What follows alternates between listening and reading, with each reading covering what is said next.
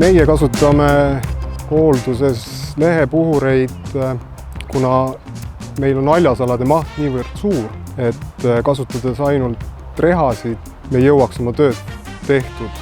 Paksu kihti ongi väga raske eemaldada, läheb rohkem aega ja töö ei pruugi nii puhas jääda, kui lehed on värskelt kukkunud ja kohevad, seda kiiremini ja kergemini saab need kätte. Reha saab kasutada just esimeste sügiseste lehtede kogumiseks. Mida kauem nad maas vedelevad, seda raskemaks see kiht läheb ja siis on juba rehaga tülikas.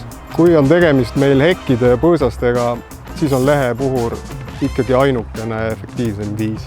Peamised kaebused, millega tuleb igapäevaselt tegeleda, on müra ja tolm. Selleks, et müra oleks vähem, kasutame peamiselt akutööriistu, eriti just öösel.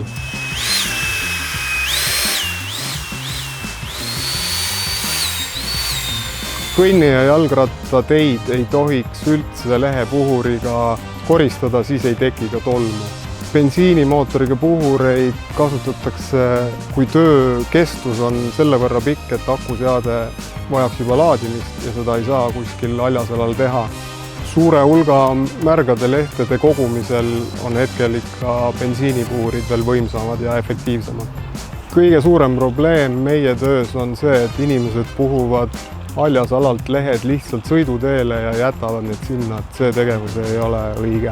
Lehepuhuriga töötamine võib kõrvalseisjale tunduda hästi lihtne, aga tuleks ikkagi enne harjutada ja proovida.